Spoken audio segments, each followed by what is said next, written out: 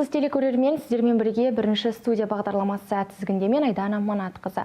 Осыдан 5 жыл бұрын 19 наурыз ел тарихындағы бетбұрысты күн болды. Содан кейін біздің қоғамда түбірлі өзгерістер мен жаңару үрдісі басталды. Шын мәнінде бұл қазіргі заманғы сын қатерлерге жауап беретін еліміздегі жаңа әлеуметтік саяси өзгерістердің басы еді. Бұл күні сөзбе-сөз мағынада да, қоғамдық саяси тұрғыда да өмірдің жаңаруын бейнелейтін жаппай ағаш отырғызу шаралары ұйымдастырылады. Бұл жөнінде Ахмет Байтұрсынұлы атындағы Қостанай өңірлік университетінің экология мамандығының аға оқытушылары Зайда Жоқшева және Гүлзат Жетпісбаймен осы тақырып төңірегінде сұхбаттасатын боламыз. Қош келдіңіздер.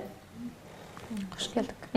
Жалпы енді алғашқы сұрақ, наурызнамаға енгізілген бұл атаулы күнді көктемгі ағаш егу дәстүрі ұсынылғаны мәлім.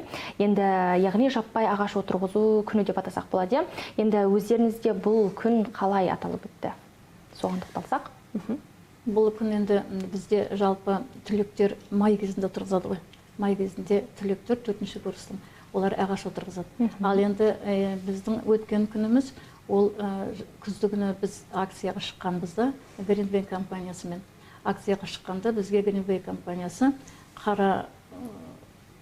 қарағайдың тұқымдарын сыйлаған. Сол қарағайдың тұқымдарын оны ережесі бойынша бірінші оны бөлмеде өсіру керек топыраққа. Содан кейін барып, оны 1 жылдан кейін барып жерге, далаға егу керек. Соны біз кеше өзіміздің бөлмеде сол тұқымдарды отырғыздық, өзіміздің бөлмеде, экоклубта, экоклуб, эколайфта отырғызып, енді соның шығуын күтіп отырмыз қазір. Керемет. Жалпы енді осындай бағыттағы қоршаған ортаға жанашырлық танытатын жобалар жоқ деп айта алмаймыз. Енді бір өздеріңіздің жобаларыңызбен біздің көрермендерімізді таныстырып өтсеңіздер. Біздің жобамыз енді экоклуб болғаннан кейін бізде көбінесе біз қалдықтармен жұмыс істейміз. Экологиялық мынау қоршаған ортаны тазалау біздікі. Соның бір жобасы, көп жобаның біреуі ол енді макулатураны, қағазды қайтадан екінші ретті өңдеп шығару. Онымен біздің өзіміздің айналысатын студенттеріміз бар. Мысалға 4-ші курстың студенті Риза Сақтағанова, ол мысалға ол қағазды өзі өңдеп, сол өңделген қағаздан неше түрлі мынандай бұйымдар жасайды. Соның бірі мынау гүл салатын ваза. Ал енді екіншісін айтсақ, дипломдық жұмыс жазып жатырды.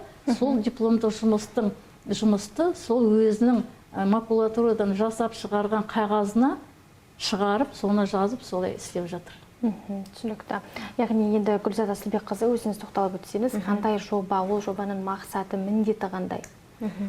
Мен негізі ұстанымым қоршаған ортаға өзгеріс енгізгің келсе, мәселені шешкің келсе, өзіңнен баста деген тұжырымды ұстанамын, және осы тұжырыммен өзімнің жұмыс орнында қызмет атқарамын деп айтсам болады. Себебі менің қазіргі уақытта басты мақсатым біздің Ахмет Байтұрсынұлы атындағы Қостанай өңірлік университетінің студенттерінің бойында экологиялық дағдыларды қалыптастыру болып табылынады. Сол бағытта мен өзім циклобокс деген өзімнің жобаңыз нүктемді аштым. Ол пунктінде біздің студенттерге ескі киімдерді тапсыруға болады, және ескі қолданыштан шыққан батарейкаларды тапсырса болады. Және де үшінші бағыты мен жобамның, ол жобада канцтоварлардың айналымын жүргіземіз. Яғни ескі киімдерді біз деген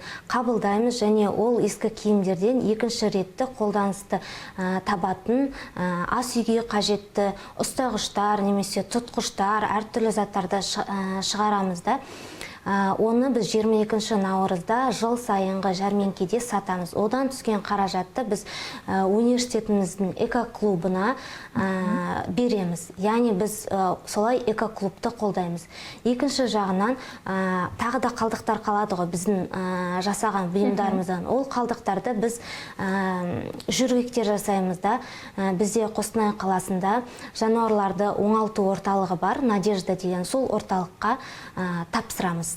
Және де екінші бағыт циклобокста бізде канцтоварлар айналымы бар деп айттық. Канцтоварлар айналымы дегеніміз бұл негізінен жаңалықты жоба болып саналынады. Себебі Мысалы, әр мекемеде бізде қарасаңыздар папка, файлдар үйіліп төгіліп жатады бір бұрышта, иә.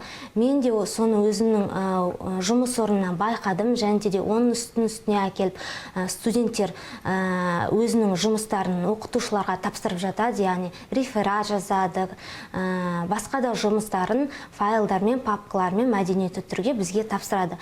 Және ол біздің полкаларымызда көптеп жиналып қалған файлдар, папкалар. Осы файлдар мен папкалардың қолданысын жақсы жүйеге келтіру үшін біздің циклобокс пунктінде біз оқытушыларға арнап файл папкаларды, басқа да канцтоварларды қабылдайтын орын аштық.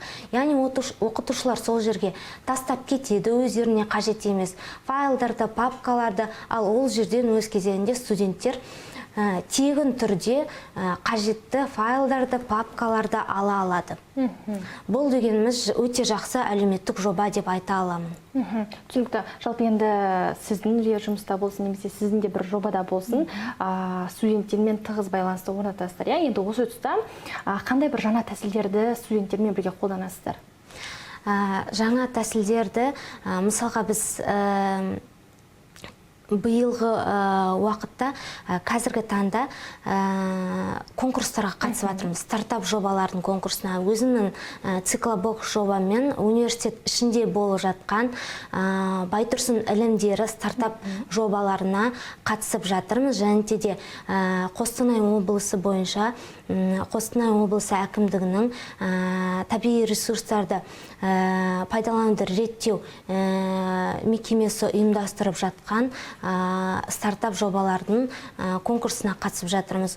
Ол стартап жобалардың студенттерді былайша айтқанда қанаттандырып, өздерінің ойларын жүзеге асыруға мүмкіндік береді. Себебі ол стартап конкурстарды біз жеңіп алсақ, қаржылық қолдау білдіретін болады бізге. Және осы жаңағы жобамызды кеңейтуге мүмкіндік береді, студенттерге жаңа жобалар ойлап табуға мүмкіндік береді бұлындай жобалар. Түсінікті. Енді Зайда Ғапбасқызы, өзіңізде қандай бір тың тәсілдер бар? Біздің енді мынау экоклуб, оларда көптеген халықаралық акцияларға қатысамыз біз. Біз өзіміз конкурс жасаймыз, халықаралық конкурстар жасаймыз.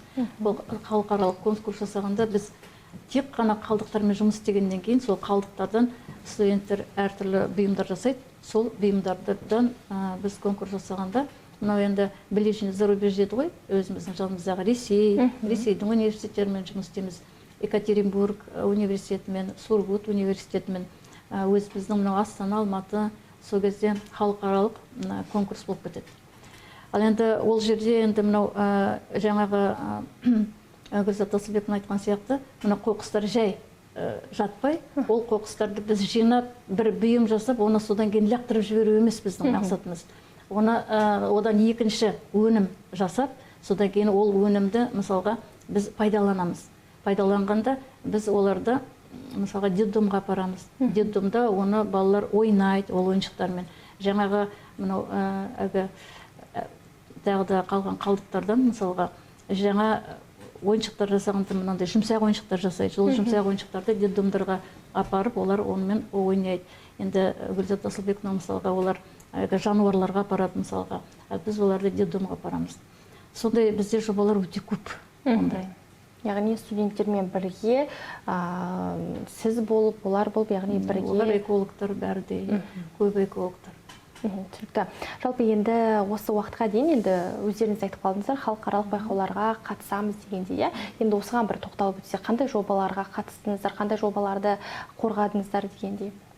Жалпы циклобокс жобасының белгілі бір деңгейде жетістігі бар деп айтсақ болады. Себебі осы Гумилев атындағы Евразия ұлттық университеті ұйымдастырған халықаралық деңгейдегі олимпиада сайысында біздің студенттер Айдана Ахметханқызы және де Хамитова Жұлдызым Болатқызы 30 қатысушының арасында 3-ші орынды иеленген болатын. Және де осы алдағы уақытта біз жаңа айтып өттім ғой, университеттің ішінде конкурсқа қатысуға дайындалып жатырмыз деп, және сол университеттің ішінде де біз жүлделі орында боламыз деген сеніміміз бар.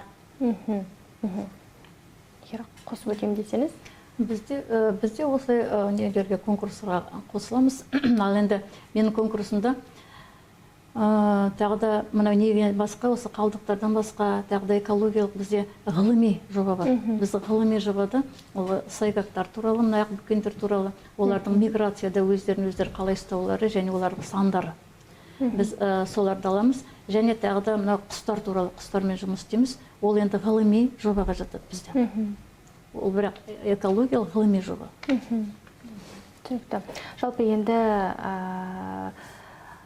көптеген жобалар деп айтып жатырмыз. Енді өздеріңіз айтып жатырсыздар, стартап жобаларға қатысу үстіндеміз деп. Осы қатысатын студенттер қандай бағытты көбінесе таңдап жатады? Өздерінің бір қызығушылықтарымен.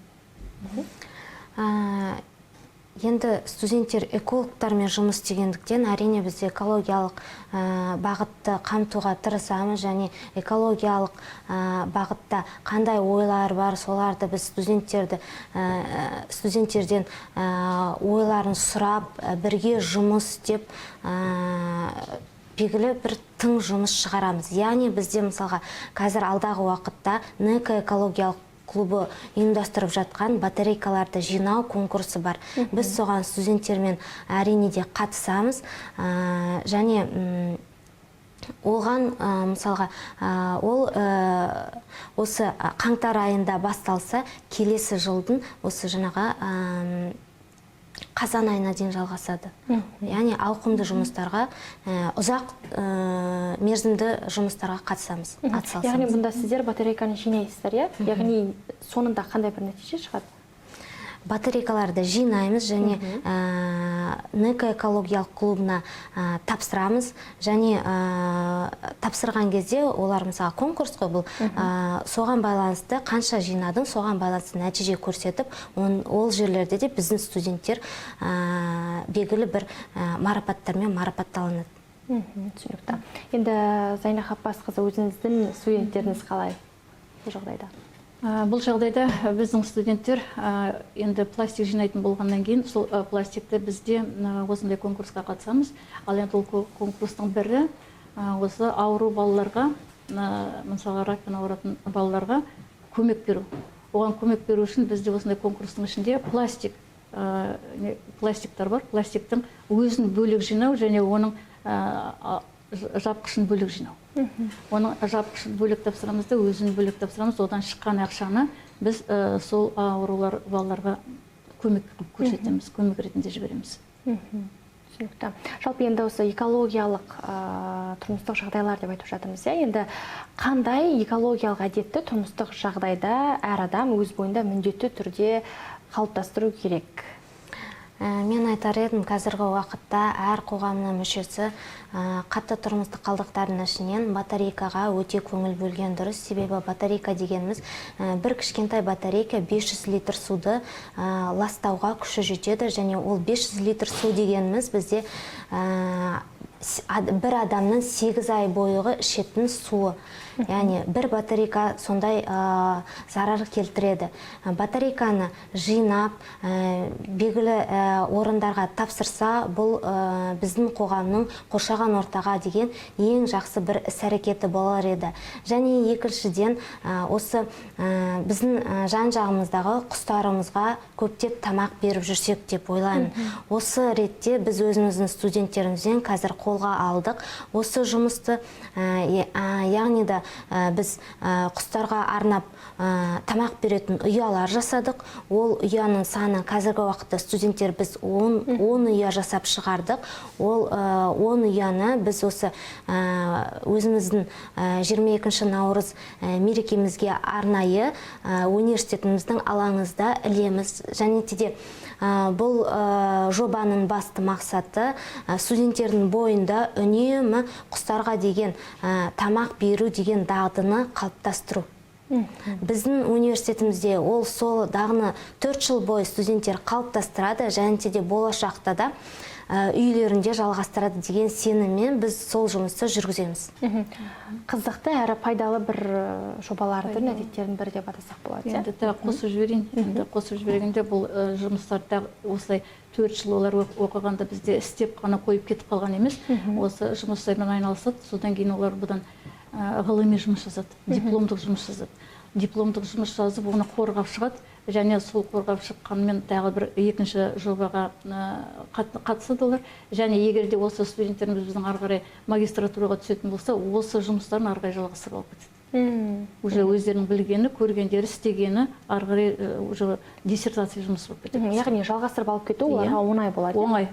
Осының бәрін өзі көріп, қолдарымен істеп болғаннан кейін ғылыми жұмыс жазу оңай. Енді осы тұста осындай бір студенттер болды ма? Өздеріңіздің бір бар студенттер көп ондай жұмыстар. Бізде Бекзат Асқар, мысалға, мен айтып кетедім, Рахат Рахымжанов, мысалға өзімнің студенттерім.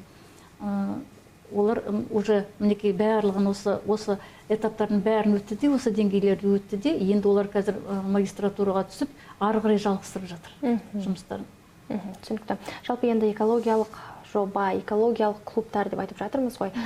Қандай тағы да бір қосалқы жұмыстар енді атқарылып жатыр? Енді жоғарыда өздеріңіз айтып қалдыңыздар, көптеген жұмыстар бар деген осы бір жұмыстарды бізге ашып айтып берсеңіздер. Мен осы студенттердің бақылағандай аудиторияларда соңдарынан жарықты сөндіріп кетпейтін бір әдет бақыладым. Сондықтан да бұл мәселемен жұмыс істеу керек деп шешіп, студенттерге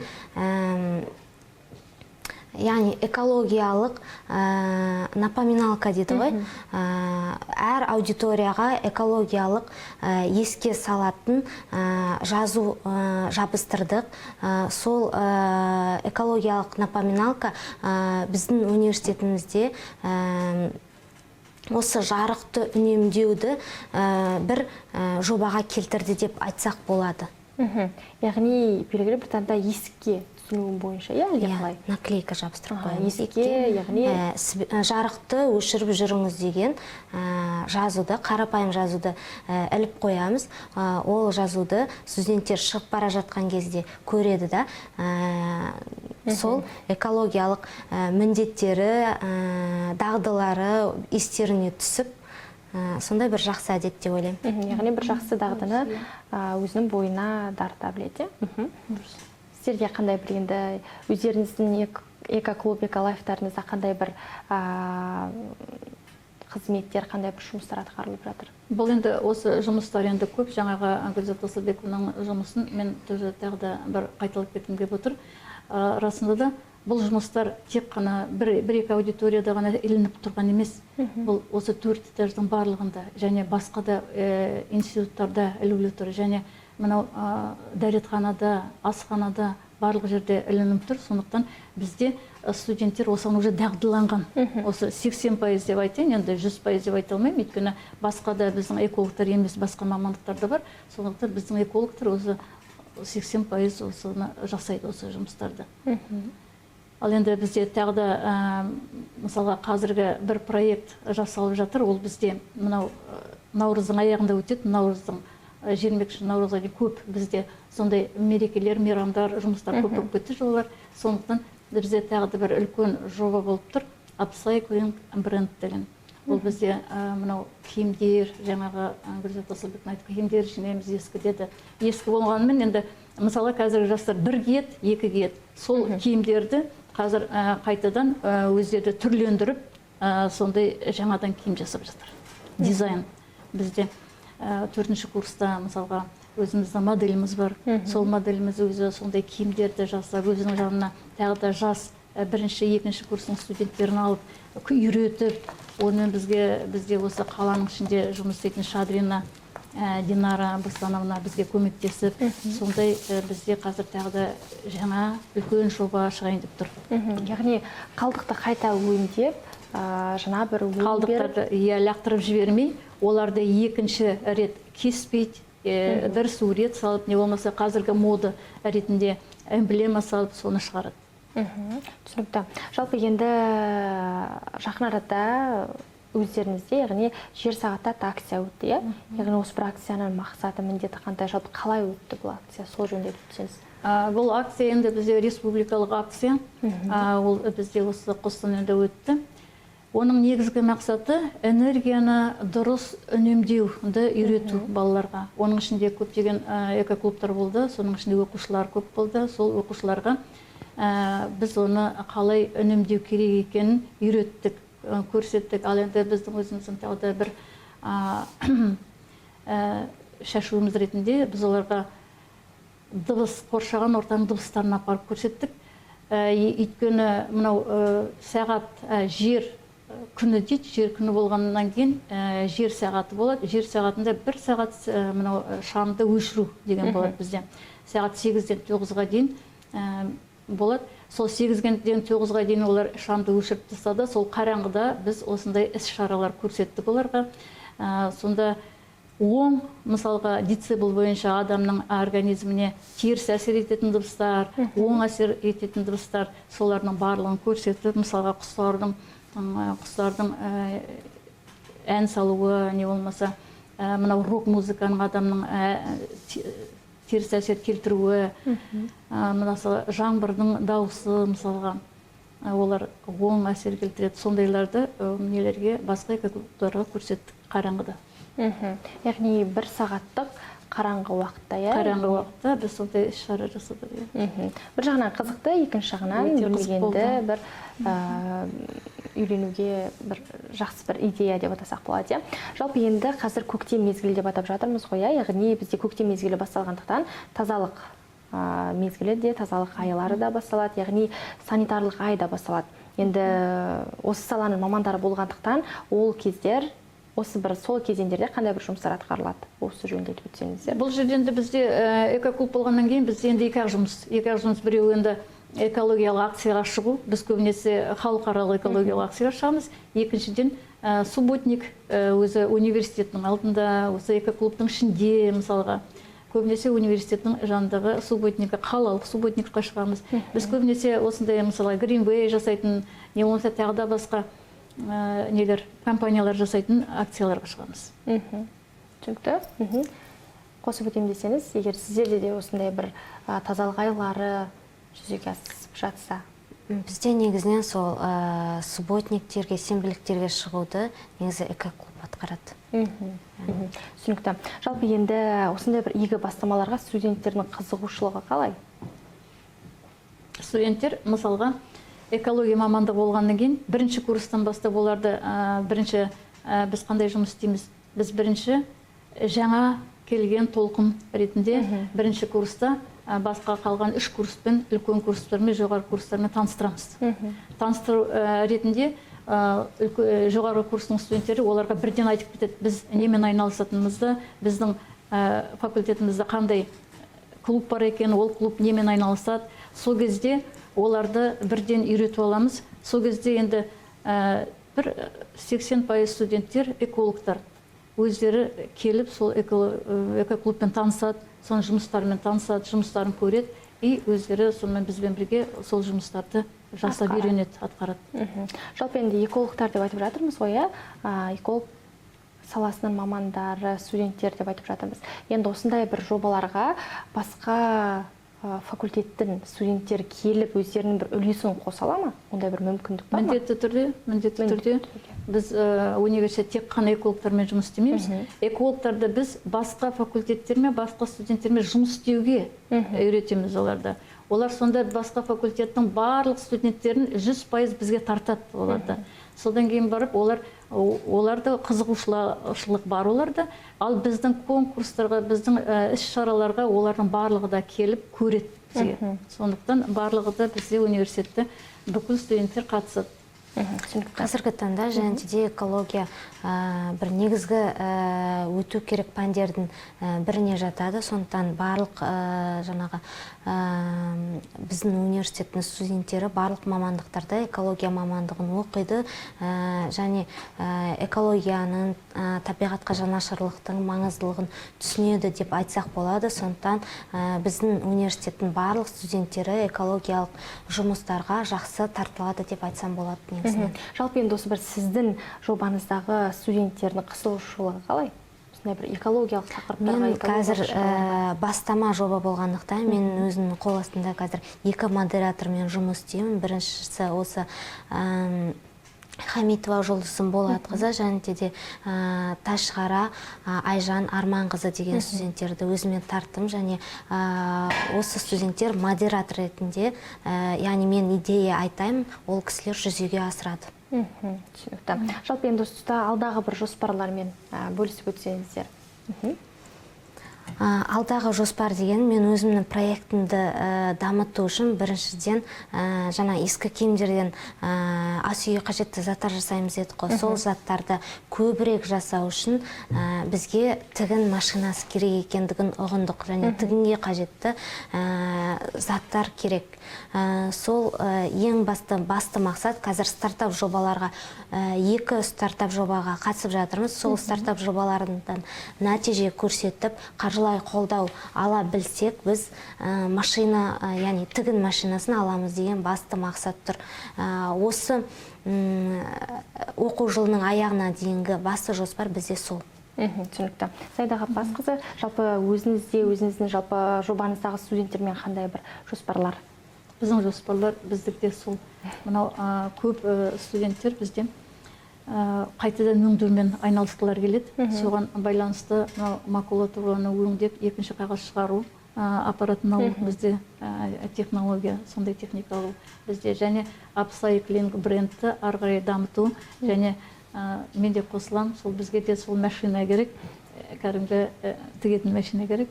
Сондықтан сондай конкурстарды бізде ұтып алғымыз келіп отыр. Енді армандар орындалады дейді ғой, мақсат айқын болса деп. Сондықтан да ең басты тек сіздерге сәттілік тілейміз. Жалпы енді көптеген жобалар деп айтып жатырмыз, иә. Осы тұста бір жемістеріңіз жөнінде айтып өтіңіздерші, қандай бір халықаралық байқаулардан бір жүлделі орын алған болсаңыздар. Менің енді жеңісім ол мынау осы экологиялық конкурста 3 жыл бұрын ол қыздар уже бітіріп кетті. Менде республикадан 3-ші орын алып келген экологиялық жылыда.